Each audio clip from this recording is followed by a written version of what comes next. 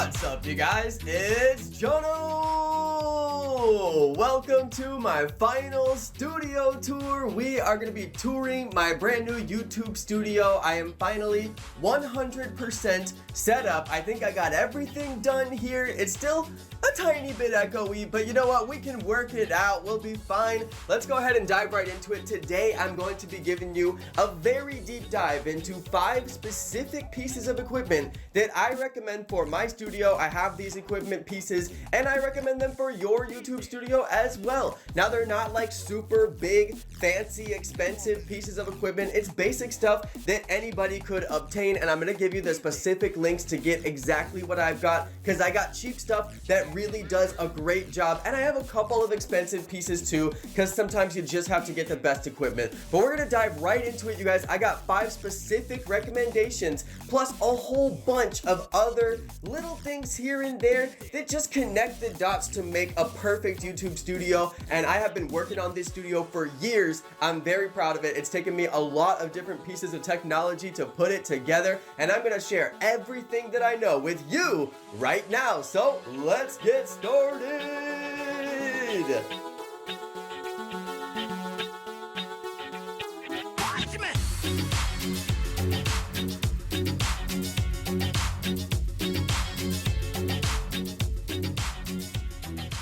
Alright, you guys, so when we get into my studio, one of the biggest things that you'll probably notice when we first start out is the monitors or the display devices. Well, actually, the biggest thing you'll probably notice as soon as we get started here is really my quarantine hair, which is significantly deteriorated since my previous video and my previous quarantine hair. We have got some serious quarantine hair going on here. Ooh!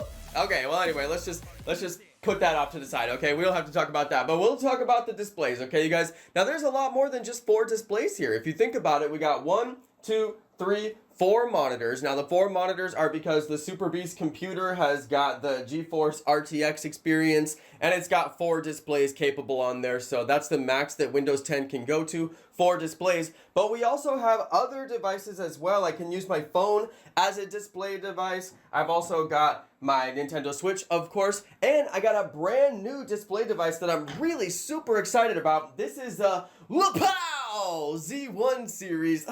It's called LaPow. I don't know how to pronounce it, you guys, but that's how I've been pronouncing it because it's just more fun that way. I'm actually going to unbox that in just a few seconds and show off how it works with the Nintendo Switch. It's a really cool display device, and sometimes you just need a lot of display devices. I actually could not run my live stream without all 4 display devices because they're all doing a different job, showing me my live chat, showing me my live shot, showing me my actual view of my live stream, which is different than my live shot because it's what the viewer's seeing versus what I'm seeing in my live software. So yeah, it's really complicated, you guys. It's really complicated, and the more display devices, the better. So the number one thing that you can do is just get a ton of display devices. Now, obviously, not everybody can get a 4 monitor system like I've got. That's a very expensive setup, but anybody can get one of these LaPow monitors. They're actually not that expensive at all. I've got the link in the description so you can grab one for yourself. It's a really good display that you can just hook up to your Nintendo Switch, and you can use it as an output just like a TV, except you can take it on the go. It's a USB-C powered monitor. It's actually a really cool thing. We're gonna unbox that thing right now, and I'm gonna show you how you can use it on your Nintendo Switch as well as your phone and a lot of other display devices. Let's go do it. Alright, so let's get this thing unboxed, you guys. I'm really hyped about this particular piece of technology, and I'm super excited to be unboxing something brand new that I have never had in my studio. This is something that I've always wanted to have. It is a portable display. It's just a display that you can pop up anywhere. You need a little stand for it. You do have to have a little stand, and I've got a little stand just for it. And it's basically a USB-C portable display, just like any old TV, except you could take it anywhere. Just like an iPad, except it's only a display, so it doesn't have a whole bunch of onboard technology and apps. It's really just meant for mirroring a display, which is perfect for displaying for an office meeting from your phone or from another device, or just viewing your Nintendo Switch. So I'm going to show you guys a couple of use cases here for this thing. You can see I've got it on my little bamboo stand. This is the USB-C display, just plugging right into my phone. My phone knew exactly what to do. It's already got some software on there. If you have an Apple or an Android, it'll know exactly what to do, and you can use your phone as a mouse basically, so you can pretty much just pull up your favorite YouTuber on here, watch some YouTube on there on a big screen. You could basically do a office presentation or all kinds of different use cases for this thing. For me, I just want to pull up my favorite YouTuber, and of course we get that AFK Arena ad every single time. Okay, another use case is going to be the mini HDMI port. Now I do want to note, you guys, it is a mini HDMI port, but they give you an HDMI to mini HDMI cable, so you are ready out of the box to go straight to your Nintendo Switch, as I'm going to show you here. It took me about 2 minutes to set this thing up. It was so easy, and there you go. You can see I'm playing Animal Crossing. I can play Sword and Shield, whatever I want to play. I can take this with me in the living room, in my bed, wherever I want to take it, and have a nice high quality playing display without having to put the dock on my TV and go sit in front of the TV. You can take it anywhere you want. So this is a really cool piece of technology. I could see using it for all kinds of stuff with my streams. So yeah, I'm really excited to have this. All right, you guys, so let's go ahead and move on to my next must-have piece of equipment for your YouTube studio.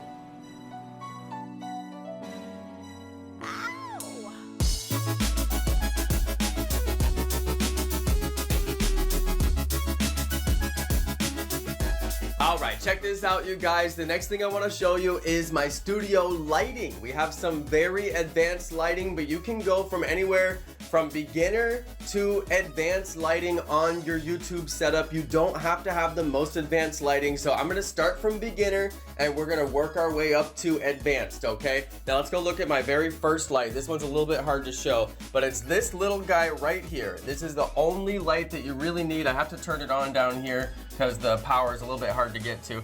Now I usually do it on a natural setting, so that is going to be this one right here. It's a little bit of yellow, a little bit of blue. Sometimes I put it on the yellow if I want to get a little bit more flesh tone out of my lighting, but for the most part I do the natural lighting. This is the most basic light that you could possibly get for your YouTube setup, and it's intended to light your face. So most people, when you watch their live streams, they don't have a proper light. They only have this guy right here, the ceiling light, and it leaves a shadow on your face. And when you look at these people in their live stream, they look gray. They look like charcoal almost, okay? There's not enough light. So that one little $10 light will light your face, okay? Now let's go to the more advanced lighting, okay? This is a setup of 3 lights I'm about to turn on. I have it on the light switch because my light switch is pretty advanced. Now we have this light right here and this light right here, which are a matching set. Those two come together. I'll put the link for all these lights down in the description. Those two are actually intended for lighting the green screen, and the green screen we'll get to in a second. So you don't necessarily have to get to the more advanced lighting. Those ones are probably the most advanced you could get. Now this one right here, I actually do really recommend. This is the ring light. It's just a much bigger, much brighter version of the smaller one, and I actually use both. I don't just use one or the other. I actually use both because the more light, the better. As you guys can see, it looks way more amazing when I turn lights on in here, and the smaller light I use just to light my face and get shadows off of my face, and then the bigger light I use for kind of the whole atmosphere and the whole look of everything, just to get light in the room. Because like I said, the main light up here, it just isn't enough light. It'll never be enough light. So what you got to do is get yourself some extra studio lights. The cheap one for 14 bucks will really get the job done when you're first getting started. If you want to get the more expensive one, that one is actually pretty expensive, but you can find cheaper versions. I'll throw you guys some links down in the description. And then when you get to the point where you want to light your green screen, you're going to need lights just for the green screen, and that's when you start to really need the extra equipment. So those guys I will put in the description as well. But lighting, you definitely want to invest at least a little bit of money in lighting, because it will seriously improve the look of your streams and your face cam.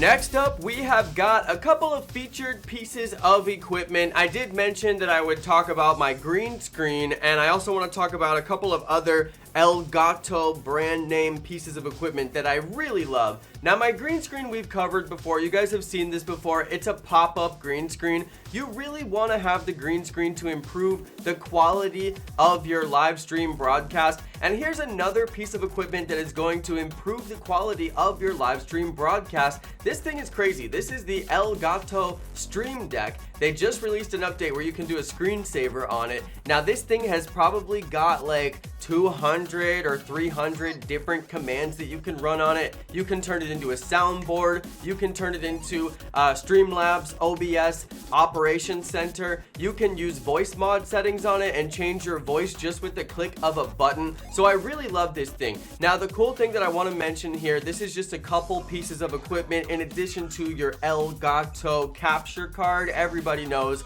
Elgato is known for their legendary capture cards, which is what you're going to be able to use to put together your stream. If you're going to play with any kind of an HDMI input, you must have the Elgato capture card. So I feel like everybody knows about that. It's only worth mentioning here, but the real highlight is this Stream Deck. I love this Stream Deck. It is just the coolest piece of equipment. It's allowed me to do so many fun interactive things with my stream that I could never do before. So honestly, it's a little bit expensive. I will put the link in the description, but it is so worth it. And do check out the green screen as well. Even if you can't get the most expensive green screen, which this is the most expensive green screen, don't worry, you guys. There's all kinds of really cheap green screen solutions that you can get, and some of them don't even require very much lighting at all. So I'll throw a couple of different options down in the description. I'll have a high-priced option as well as a low-priced option for you down in the description. My green screen is not the only green screen, but it is my favorite green screen. Alright, you guys, let's move on to our next must-have item in your YouTube studio.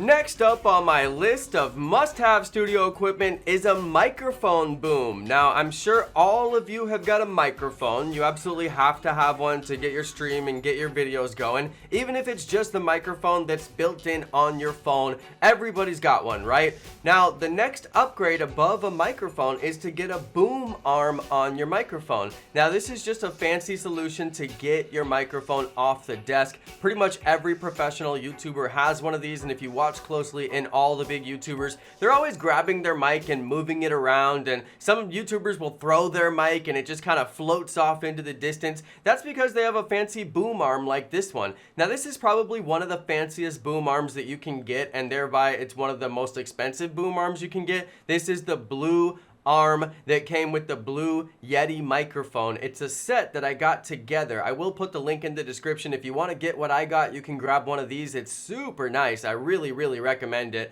But you can get way cheaper boom arms. You don't have to get a super fancy one like this. I like this one because it routes the cable really nicely. You see how the cable is routed inside of it? So really nice cable management on this. And it's just a really high quality microphone. And when I'm done with it, I just put it behind the TV and get it out of the way. So it's really nice to be able to move it and get it out of the way. So this is one of my most recommended pieces of equipment you can get in your studio.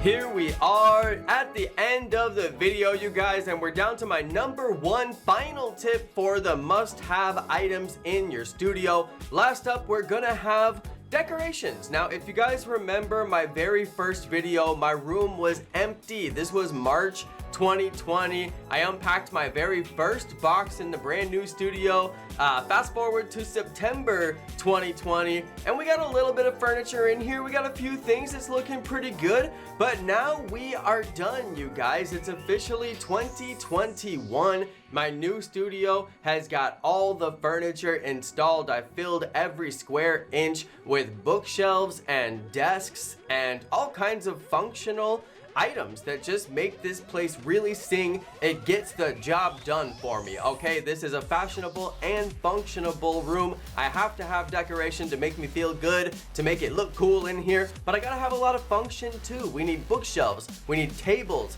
we need USB plugs, we need power cords, we need to have space on the desk for all the computer and the monitors and everything, you guys. It's crazy. We need so much room. So yes, furniture is kind of my abstract, not quite so out of the box suggestion on what to put in your studio. Okay, now what are you gonna put in your studio? Furniture. I mean, think about it, you guys. You gotta have a little bit of furniture to get work done, to do the things that you need to do. So obviously you're gonna have to buy some furniture. Now you don't have to go all out like I did. I did get a lot of things off of different places. The main desk, the big L-shaped desk, came from Craigslist. The bookshelf that you see here, that actually came from Wayfair. And then the other bookshelf that's like a bookshelf combined with a desk, that's actually from Amazon. So I got furniture from here, there, and everywhere. I really just was looking for exactly what I wanted, and I was very, very, very particular about what I was looking for, especially the desk bookshelf that we're looking at here. It's a desk combined with a bookshelf. I'm telling you, that thing was really hard to find. I actually found one at IKEA that I really loved, but IKEA would not deliver it to me. Come on, IKEA. Anyway, couldn't get the delivery from IKEA on a very similar item, but I found this one on Amazon. Of course, I'm gonna get you guys the links in the description. You already know it. And of course, we got some other little nifty items as well. I put this one under furniture and decorations. Even though it's not really furniture or decoration, it's a USB power supply. This is actually plugged in to my wall outlet, and then it's got a bunch of USB power. It's got a phone holder on it. It's got power sources on there so I can just plug things in. Really handy to have that on the desk. And of course, a bunch of other decorations that I got from the PokemonCenter.com. That's a really great location to get all the Pokemon decorations that you see in my studio. Those all came from PokemonCenter.com. So to close out the video, you guys, I just wanted to say grab some furniture, grab some decorations, and keep it classy inside your studio.